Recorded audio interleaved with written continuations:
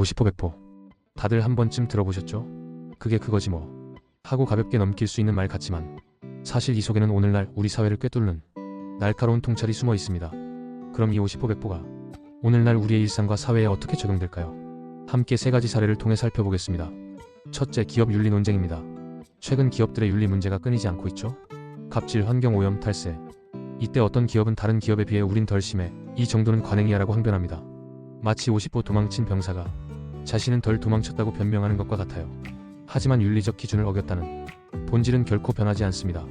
덜 나쁜 것이 결코 잘한 것이 될 수 없음을 우리는 명확히 인식해야 합니다.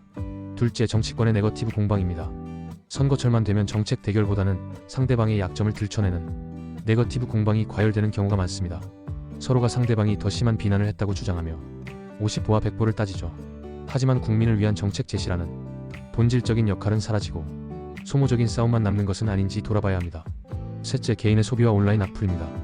환경 문제 앞에서 나는 그래도 플라스틱 덜 써, 다른 사람들은 더 심해라며 자신의 소비 습관을 합리화하곤 합니다. 또 온라인 악플 문화에서 나는 욕설은 안 했어, 이 정도는 비판이야 라고 말하는 경우도 있죠.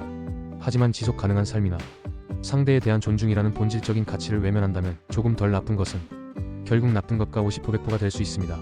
50호 100호는 맹자께서 말씀하신 고사입니다. 전쟁터에서 50호를 도망친 병사와 100호를 도망친 병사, 도망친 거리는 다르지만 결국 싸움을 포기하고 도망쳤다는 본질은 같다는 의미죠. 겉으로 드러나는 작은 차이에 매몰되어 진짜 중요한 것을 보지 못하는 어리석음을 일깨우는 것입니다. 이 함정에서 벗어나려면 어떻게 해야 할까요?